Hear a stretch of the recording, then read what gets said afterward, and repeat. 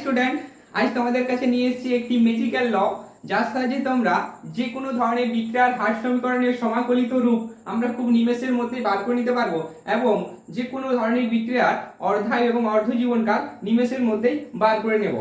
আগের ক্লাসে আমরা কি করেছি না, আগের ক্লাসে আমরা শূন্যক্রম বিক্রিয়া এবং প্রথম ক্রম বিক্রিয়ার সমাকলিত হার সমীকরণ, অর্ধায়ু সমস্ত ডিটেলসে আলোচনা করেছি।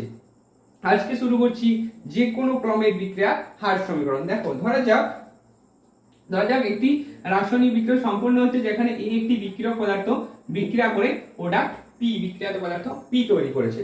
আমি ধরে নিলাম বিক্রিয়াটি আমার এন ক্রমের বিক্রিয়া। সে এন ইকুয়াল টু কি হতে পারে না, এন গ্রেটার ইকুয়াল টু 2 হবে। N must be greater equal to 2 হতে হবে। এন একটি যে কোনো ক্রমের বিক্রিয়া N must be greater equal to 2 হবে। তাহলে প্রদত্ত বিক্রিয়াটি আমি ধরে নিলাম টি ইকুয়াল টু 0 সময়ে, এ বিক্রিয়ক পদার্থের গাঢ়ত্ব ছিল কনসেন্ট্রেশন অফ এ।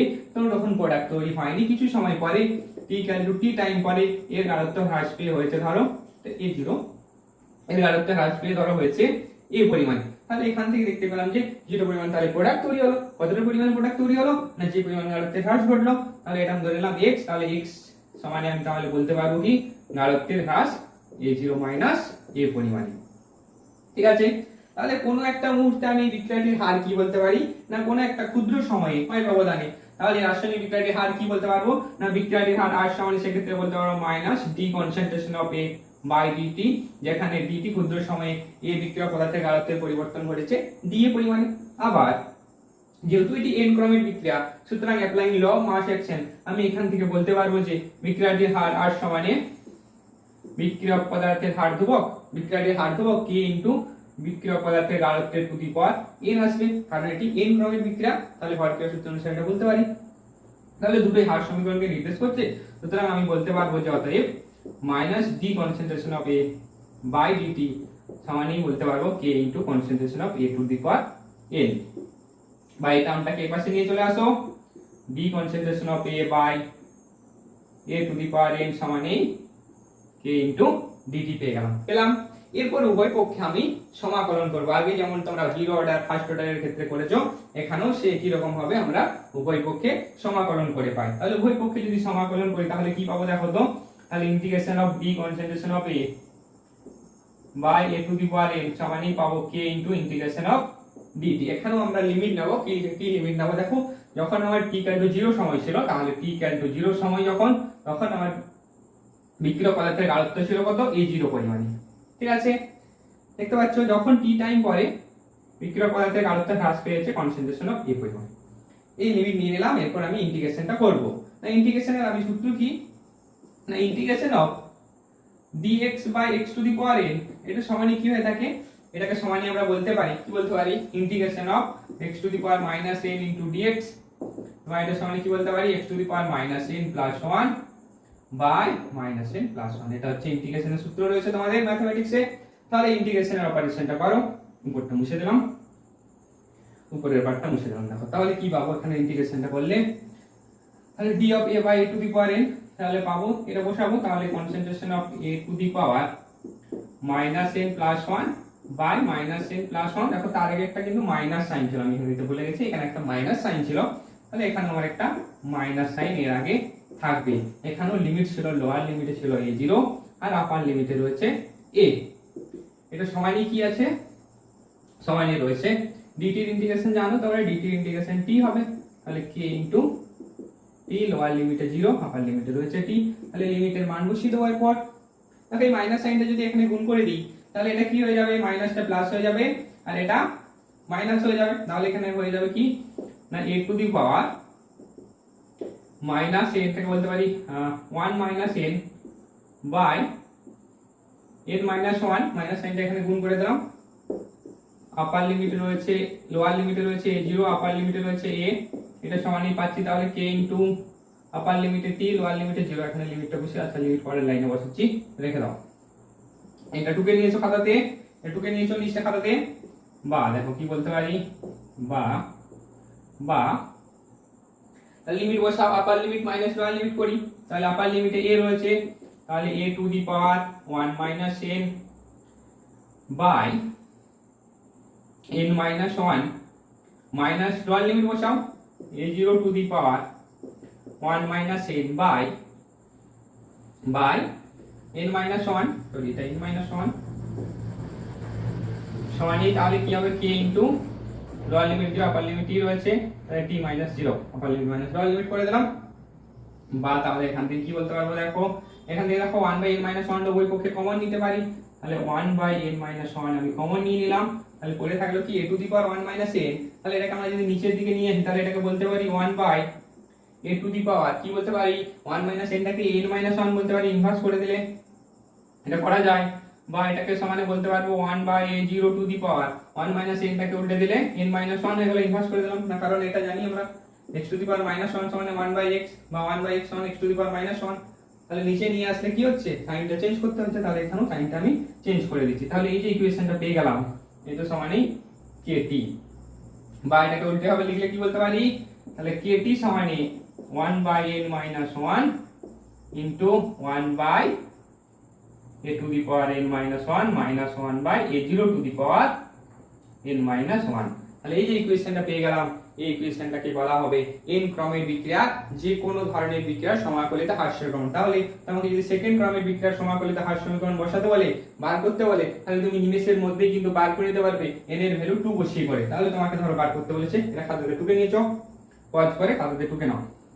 তাহলে যে কোনো ক্রমের বিক্রিয়া তোমাকে ধরো বার করতে দিয়েছে সেকেন্ড ক্রমের বিক্রিয়া হ্রাস সমীকরণ, তার মানে n ইকুয়াল টু 2, সেকেন্ড ক্রমের বিক্রিয়ার সমাকলিত হ্রাস সমীকরণ তোমাকে যদি বার করতে হয় তাহলে n ইকুয়াল টু 2 বসাতে হবে। তাহলে সেই ক্ষেত্রে সমাকলিত হ্রাস সমীকরণটা কি আসবে, kt সমান, তাহলে n এর মান 2 বসিয়ে দাও, তাহলে 1 by 2 minus 1 into 1 by a to the power 2 minus 1 minus 1 by নিচে কি আছে a0 আছে, দেখো কি দেখতে পাচ্ছি a0 রয়েছে, তাহলে a0 to the power 2 minus 1 সমান কি হবে এটা।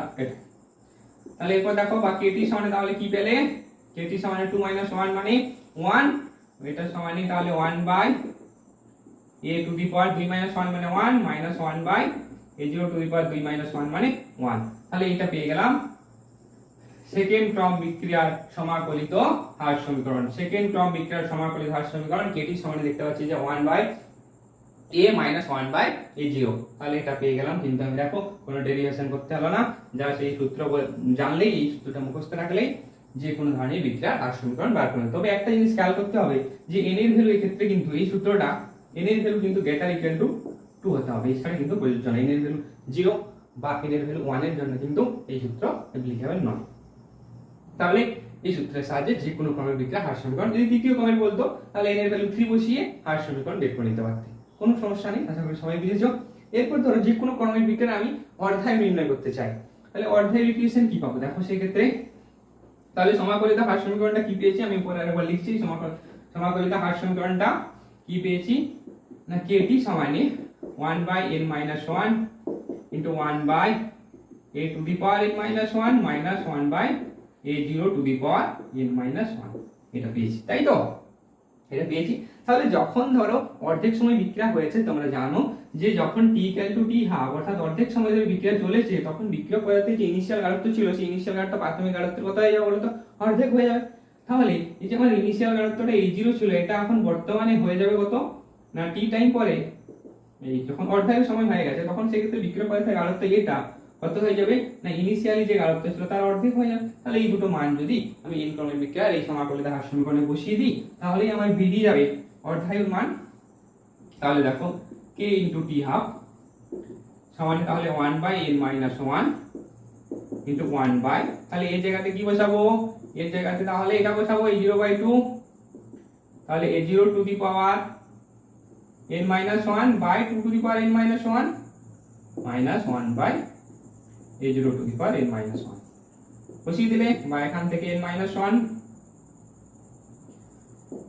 বাইরে রয়েছে, তাহলে এখান থেকে 2 টু দি পাওয়ার n টা উপরে চলে গেল, 2 to the power n minus 1 by a0 to the power n minus 1 minus 1 by a0 to the power n minus 1। এই সমীকরণটা পাচ্ছি। যদি এটা থেকে এটা বিয়োগ করে দাও, বা এখান থেকে 1 by a0 to the power n minus 1 যদি দাও, দুটোর নিচে কি রয়েছে, এখানেও a0 to the power n minus 1 রয়েছে, এটা তো a0 to the power n minus 1 রয়েছে, তাহলে এটা আমি কমন নিয়ে নিতে পারি, বা এটার সমান বলতে পারি। তাহলে কি এটাতে কমন নিয়ে নিতে পারি কি পারি না, পারি। তাহলে n minus 1 into 1 by common নিয়ে নিলাম a0 to the power n minus 1 কে কমন নিয়ে নিলাম, তাহলে কমন নিয়ে নিলে কি পড়ে থাকবে 2 to the power n minus 1 পড়ে থাকবে, তাহলে পড়ে থাকবে 2 to the power n minus 1 minus 1। তাহলে এই যে ইকুয়েশনটা পেলাম এই ইকুয়েশনটাই হবে কি k ইনটু t হাফ সমান, তাহলে পেয়ে গেলাম এটা। তাহলে এটা পেয়ে গেলাম যে যে কোনো ধরনের বিক্রিয়ার সমাকলিত অর্ধায়ের ইকুয়েশন, n ক্রমের বিক্রিয়ার যে কোনো ক্রমের বিক্রিয়া n ক্রমের বিক্রিয়ার জন্য সমাকলিত অর্ধায়ু ইকুয়েশন। ঠিক আছে, তাহলে কি পেয়েছি দেখো তো অর্ধায়ু ইকুয়েশনটা, তাহলে কি পেয়েছি, তাহলে t হাফ সমানে 1/k ইনটু n মাইনাস 1, তাহলে কি পেলাম t হাফ সমানে 1/k into n minus 1 into 2 to the power n minus 1 by a0 to the power n minus 1। তাহলে এই হচ্ছে আমার যে কোনো ক্রমের বিক্রিয়ার কিন্তু অর্ধায়ুর সমীকরণ পেয়ে গেছি। তাহলে আমি যদি এই ইকুয়েশনটা মনে রাখি, তাহলে যে কোনো ধরনের যে কোনো বিক্রিয়া, সে দ্বিতীয় তৃতীয় চতুর্থ পঞ্চম যেই ধরনের বিক্রিয়া বলুক না কেন ভগ্নাংশ ক্রমের বিক্রিয়া ক্ষেত্রে অ্যাপ্লিকেবল নয় n greater than equal to 2 হতে হবে। তাহলে যে কোনো ধরনের বিক্রিয়ার ক্ষেত্রে কিন্তু এটা আমরা বসাতে পারবো। তার মানে আমরা দেখতে পাচ্ছি যে t হাফটা ইট ইজ প্রপোর্শনাল কার সঙ্গে, এগুলো তো ধ্রুবক এটাও ধ্রুবক, তাহলে মানে 1/a0 two the power n minus 1 এর সঙ্গে প্রপোর্শনালিটি রয়েছে। তার মানে প্রাথমিক আয়ত্তের সঙ্গে বিক্রিয়ক পদার্থটির ইনিশিয়াল আয়ত্তের সাথে ব্যস্তানুপাতে পরিবর্তিত হচ্ছে যে কোনো ধরনের ক্রমের বিক্রিয়ার হার সমীকরণ। তোমাকে যদি দ্বিতীয় ক্রমের বিক্রিয়ার অর্ধায়ু বার করতে বলতে, তাহলে দ্বিতীয় ক্রমের বিক্রিয়ার তোমাকে যদি অর্ধায়ু ইকুয়েশন বার করতে বলে, তাহলে সেক্ষেত্রে কি বসাবো t হাফ এর মান, তাহলে t হাফ সমান সেক্ষেত্রে কি পাবো দেখো, ফর সেকেন্ড অর্ডার রিঅ্যাকশন, তাহলে অর্ধায়ু ইকুয়েশনটা কি পাবো, অর্ধায়ু t হাফ সমান তাহলে 1/k ইনটু 2 মাইনাস 1, 2 মাইনাস 1 মানে 1, তাহলে 2 টু দি পাওয়ার 2 মাইনাস 1 মানে 1 by a0 to the power 2 minus 1 মানে 1, তাহলে ইকুয়েশনটা পেয়ে গেলাম 2/k ইনটু a0। তাহলে এটা পেয়ে গেলাম অর্ধায়ুর সমীকরণ ফর সেকেন্ড অর্ডার রিঅ্যাকশন। একই রকম ভাবে নিকেল ঠিক হয়েছে তৃতীয় ক্রমের বিক্রিয়া, নিকেল 4 বসালে চতুর্থ অর্ডার রিঅ্যাকশনের ক্ষেত্রে তোমরা অর্ধায়ু ইকুয়েশন বের করে নিতে পারবে। আশা করি সবাই বুঝতে পেরেছো, এই পর্যন্ত বোঝা নিয়ে কারো সমস্যা নেই। তাহলে এই দুটো জেনারেল সূত্র তোমরা মনে রাখলে যে কোনো ধরনের এগুলো তোমাদের মনে রাখতে হবে, কারণ তোমরা যখন কোনো কম্পিটিটিভ এক্সাম দিতে যাবে সেই ক্ষেত্রে এই সমীকরণগুলো কিন্তু কাজে লাগবে। এই সমীকরণগুলো থেকে তোমাকে লেখচিত্র বানাতে হবে। প্রথম বিক্রিয়া এবং প্রথম ক্রমের বিক্রিয়াতে তোমাদের আমি লেখচিত্র বার করানোর নিয়ম সমস্ত শিখিয়ে দিয়েছি। তাহলে তোমরা এইভাবে হার সমীকরণ এবং অর্ধায়ু বার করে যে কোনো ধরনের প্রবলেমের অ্যানসার সহজেই করতে পারবে। আজকে এই পর্যন্তই ক্লাসটা রাখলাম। পরের দিন কিন্তু তোমাদের ফার্স্ট অর্ডার রিঅ্যাকশন এবং এখান থেকে সমস্ত mathematic problem, zero order reaction, first order রিঅ্যাকশনের সমস্ত ম্যাথমেটিক্যাল প্রবলেমগুলো পরের ক্লাসে নিয়ে আসবো। আজকের ক্লাস এই পর্যন্তই। ক্লাসটা আমার সাথে দেখার জন্য অসংখ্য ধন্যবাদ তোমাদের। ভিডিও ভালো লাগলে ক্লাসটা অবশ্যই লাইক করো।